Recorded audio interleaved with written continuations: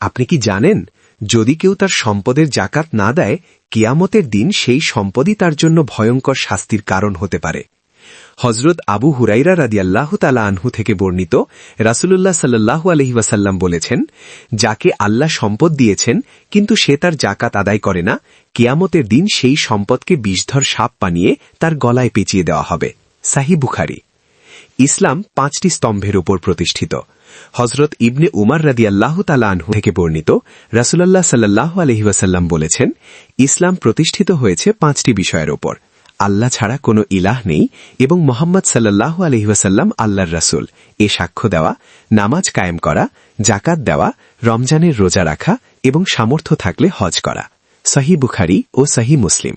আর রমজান মাসের শেষে প্রত্যেক মুসলিমের উপর সাদকাতুল ফিতর আদায় করা ওয়াজিব।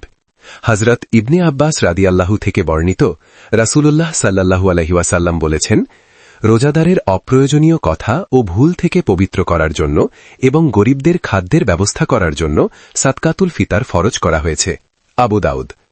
তাই আসুন আমরা সবাই সময়মতো যাকাত ও ফিতরা আদায় করি এবং গরিব দুঃখীদের পাশে দাঁড়াই। হয়তো আপনার দেওয়া যাকাত বা ফিতরাই কারো মুখে হাসি ফুটাবে। আল্লাহ আমাদের সবাইকে সঠিকভাবে যাকাত ও ফিতরা আদায় করার তৌফিক দান করুন। আমিন। আপনি কি জানেন কিভাবে ফিতরা দিতে হয় বা কাকে দিতে হয়? ফিতরা হল সাদাকাতুল ফিতর, যা রমজান শেষে গরিবদের অধিকার। এটা আদায় করা সামর্থ্যবান প্রত্যেক মুসলমানের জন্য ওয়াজিব। এবার 2026 বা 1447 হিজরিতে বাংলাদেশে জনপ্রতি ফিতরা বা সাদাকাতুল ফিতরের হার সরকারি অনুমোদন অনুযায়ী নিম্নরূপ: সর্বনিম্ন প্রতিজন 110 টাকা আর সর্বোচ্চ প্রতিজন 2805 টাকা। কিভাবে দিবেন? আপনি দিতে পারেন এই টাকা। আপনি চাইলে আটা, গম, খেজুর, যব, কিসমিস বা পনির গরিবদের মধ্যে ফিতরা হিসেবে দিতে পারেন, অথবা এগুলোর সমমূল্যের টাকাও দিতে পারেন। কখন দিবেন?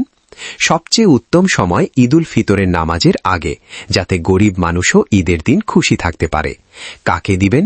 ফিতরা দিতে হবে গরিব, মিসকিন, অভাবী আত্মীয়, যাদের ভরণ পোষণ আপনার দায়িত্ব নয়, কিন্তু মা বাবা, সন্তান, স্বামী বা স্ত্রীকে দেওয়া যাবে না। মনে রাখবেন, ফিতরা শুধু দান নয়, এটা গরিবের হক। তাদের মুখের হাসি আপনার আসল ঈদের আনন্দ।